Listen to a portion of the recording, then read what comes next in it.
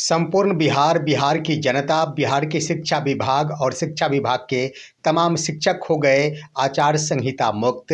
अब बारी है विशिष्ट शिक्षकों की सेवा निरंतरता और बकाया भुगतान की। दोस्तों नमस्कार, मैं हूं आपका दोस्त एसके चौधरी। 16 नवंबर 2025 को आखिर संपूर्ण बिहार आदर्श आचार संहिता से मुक्त हो गया।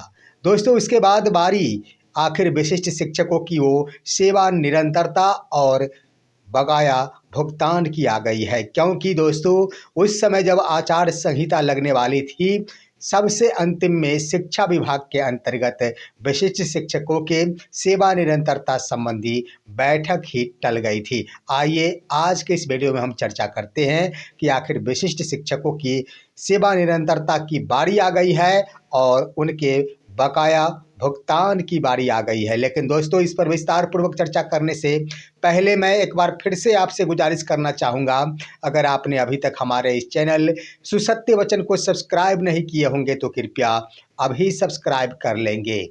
दोस्तों आदर्श आचार संहिता बिहार में 6 अक्टूबर 2025 से लागू हो गए थे। 40 दिनों तक चला यह आचार संहिता। उसके बाद 16 नवंबर 2025 को संपूर्ण बिहार आचार संहिता से मुक्त हो गया।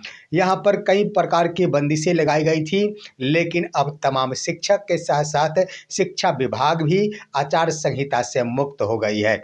आपको मैं बता देना चाहूँगा कि कई ऐसे कार्य थे जिस पर आखिर बंदिश लग गई थी आचार संहिता लागू हो जाने के कारण, कि आखिर शिक्षा विभाग वो कदम नहीं उठा पा रही थी। परंतु वैसी बातें कह दिया जाए तो वहाँ पर शिक्षा विभाग के द्वारा शिक्षकों के संबंध में कई ऐसे मामले थे जो आदर्श आचार संहिता के कारण आखिर उसे लंबित कर दिया गया था। लेकिन उसमें सबसे अहम मुद्दे थे विशिष्ट शिक्षकों की सेवा निरंतरता की। आपको मैं बता देना चाहूँगा कि सेवा निरंतरता से संबंधित जो 8 सदस्यीय कमेटी बनाई गई थी, उसकी बैठक दूसरी बैठक थी 25 सितंबर 2025 को, और उस तिथि को टाल दी गई थी और एक अंतिम तिथि निर्धारित कर दी गई थी 10 अक्टूबर 2025 को। लेकिन उससे पहले ही आदर्श आचार संहिता लागू हो जाने के कारण उस बैठक को भी स्थगित कर दी गई थी। अब आदर्श आचार संहिता बिहार में समाप्त हो गया तो शिक्षा विभाग अब बिल्कुल आदर्श आचार संहिता से मुक्त हो गई है।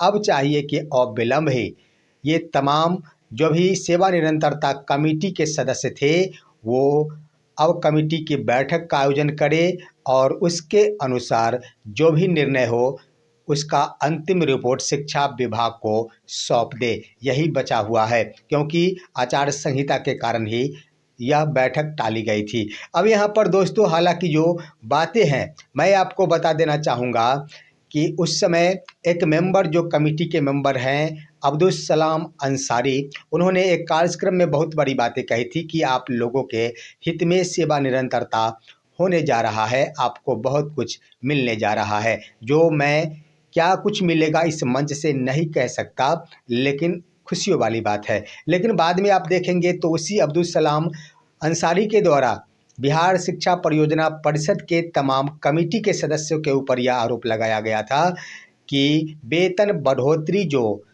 नियत वेतन के आधार पर बिहार शिक्षा परियोजना परिषद के जो भी कर्मी थे उनके वेतन वृद्धि की जब बातें हुई तो उनका वेतन आखिर डीएम या फिर आईएएस और आईपीएस अफसर से भी ज़्यादा कर दिया गया था। 11वां लेवल का वेतनमान उन्हें दे दिया गया था, जबकि आईएएस जो अफसर होते हैं उनका लेवल होता है 10वां लेवल, जिसके अंतर्गत उनका ये भी कहना था कि ये जो भी आईएएस बनते हैं उनका प्राथमिक जो नियुक्ति के समय बेसिक पे होते हैं वह 56,100 होते हैं। परंतु आखिर कमेटी के मेंबरों के द्वारा कुछ मेंबरों ने इसमें सम्मिलित अन्य मेंबरों की अनदेखी की और बिहार शिक्षा परियोजना परिषद के ये पदाधिकारी जो ठेके पर बहाल हुए थे उनका वेतनमान लागू कर दिया 67,100 रुपया।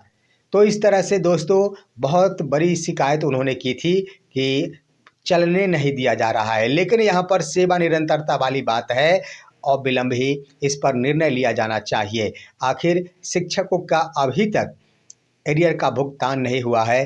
कई जिलों में तो पे प्रोटेक्शन का लाभ मिल गया, लेकिन कई जिलों में अभी भी पे प्रोटेक्शन से विशिष्ट शिक्षक वंचित है।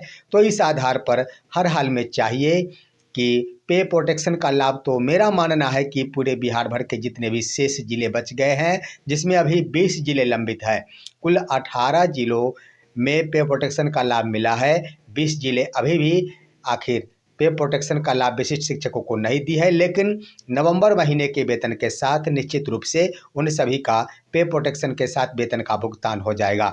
ऐसे में चाहिए कि बहुमत में सरकार भी आ गई है और विधानसभा कि अंतिम कैबिनेट की बैठक 17 नवंबर 2025 को होने वाली है और 17वीं विधानसभा भंग कर दी जाएगी, यानी अंतिम बैठक में यह 17वीं विधानसभा को भंग किया जाएगा और 18वीं विधानसभा की शुरुआत 18 नवंबर से शुरू हो जाएगी। तो इस तरह से दोस्तों, हालांकि यह कार्यकाल 22 नवंबर तक है। अगर यहाँ पर कैबिनेट की बैठक बुलाई जाती है तो संभव है, नहीं तो यह अंतिम रूप से चलता रहेगा 22 नवंबर तक। हर हाल में 23 नवंबर से 18वीं विधानसभा की शुरुआत होगी और नई सरकार सत्ता में आएगी। लेकिन इससे पहले कह दिया जाए, जो खबर प्राप्त हो रही है कि कैबिनेट की बैठक बुलाई जा सकती है 17 नवंबर को और 17वीं विधानसभा को भंग किया जा सकता है। इसके आधार पर कहा जा सकता है कि जल्द ही सरकार यानी मुख्यमंत्री के रूप में शपथ ग्रहण की प्रक्रिया शुरू होने वाली है और इसके लिए तैयारी पटना के गांधी मैदान में भी शुरू कर दी गई है।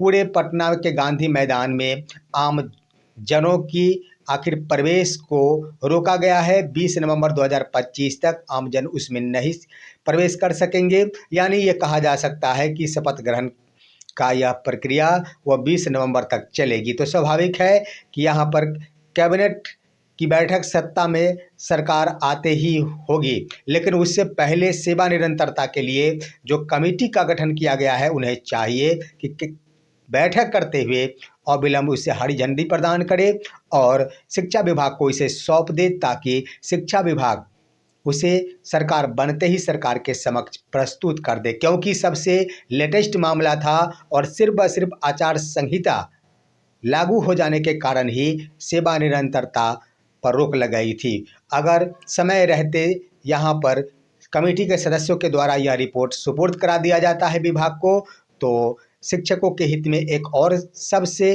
बड़ा फायदा इस रूप में होगा कि अभी तक एरियर का भुगतान शिक्षकों को नहीं हुआ है और एरियर का भुगतान के क्रम में यहाँ पर शिक्षकों को फायदे हो जाएंगे, क्योंकि सेवा निरंतरता मिलने के बाद हर हाल में शिक्षकों को कम से कम तो 2 से 3 इंक्रीमेंट की बढ़ोतरी होगी और इसके आधार पर शिक्षकों को बड़ी राहत मिलेगी। एक मुश्त उनके एरियर का भुगतान हो सकता है, जिससे बहुत बड़ा फायदा होगा। मैं आपको बता दूं कि वैसे भी डीए और एचआरए पर अब सहमति बन गई है।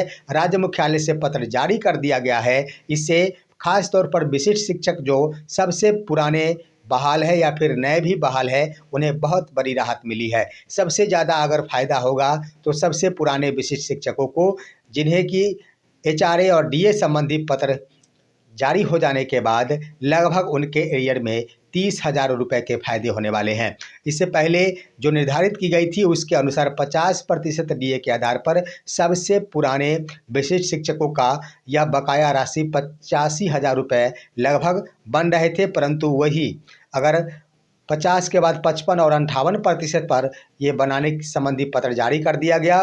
उसके बाद एचआरए में परिवर्तन और अपडेट संबंधी पत्र जारी कर दिया गया, तो इसके आधार पर लगभग 30,000 रुपये यानी 1,15,000 रुपये सबसे पुराने वाले विशिष्ट शिक्षकों के एरियर के रूप में बन रहे हैं। तो ये बहुत बड़ी राहत मिलेगी इन्हें। और साथ ही साथ अगर यही प्रक्रिया और सेवा निरंतरता अगर ससमय लागू कर दिया जाता है, तो जो भी विशिष्ट शिक्षक बनेंगे उनको बहुत बड़ी राहत मिलेगी। यहाँ तक कि जो सबसे पुराने शिक्षक होंगे उनका एरियर लगभग 1.5 से पौने 2 लाख रुपए तक जा सकती है। उसके बाद अन्य जिस कैटेगरी की बहाली जिस वर्ष में हुई उसके आधार पर ही इनका एरियर का भुगतान होगा। लेकिन सबसे बड़ी राहत मिलेगी कि विशिष्ट शिक्षकों को आखिर प्रमोशन में सुविधा मिलेगी और उन्हें प्रोन्नति पाने के लिए अब वक्त का इंतजार नहीं करना पड़ेगा।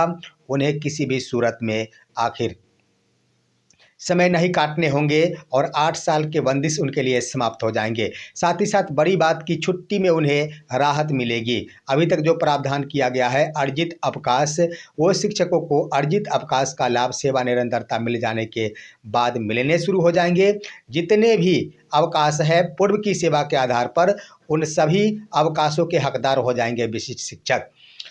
यहाँ पर बता देना चाहेंगे कि अर्जित अवकाश की सुविधा विशिष्ट शिक्षकों के लिए वही 300 दिनों की गई है और पूर्व की तमाम सेवाओं की गिनती कर ली जाती है तो 300 दिन के हकदार हो जाएंगे विशिष्ट शिक्षक। यानी इसका मतलब यही हुआ कि सेवा में अगर बने रहते हैं शिक्षक, अगर बने रहने के उपरांत वो 300 दिनों का जो ईएल है अर्जित अवकाश है उसका उपभोग कर लेते हैं तो कोई बात नहीं, लेकिन उसी को अगर वो उपभोग नहीं कर पाते हैं, नहीं करते हैं तो इस 300 दिन का पैसा रिटायरमेंट के समय जोड़कर उन्हें मिलेगा। तो इस आधार पर बड़ी राहत मिलेगी और ये तभी संभव होगा जब शिक्षकों को सेवा निरंतरता का लाभ मिलेगा। देखना है आखिर शिक्षा विभाग के अंतर्गत इस पर संज्ञान और ध्यान कब तक जाता है। मैं कहना चाहूँगा कमेटी के सदस्यों से कि अब आचार संहिता समाप्त हो गया, अविलंब ही आखिर कमेटी की बैठक का आयोजन किया जाए और उसके उपरांत शिक्षा विभाग को जितनी जल्द हो सके कमेटी अपना रिपोर्ट सौंप दे। वैसे आप तमाम शिक्षक बंधुओं का क्या राय है, अपनी राय कमेंट के माध्यम से दीजिए। हमारे इस वीडियो को ज़्यादा से ज़्यादा शेयर कीजिए, लाइक कीजिए और आप दीजिए अपने दोस्त को इजाज़त। हम फिर मिलेंगे आपसे अगले वीडियो में, तब तक के लिए नमस्कार।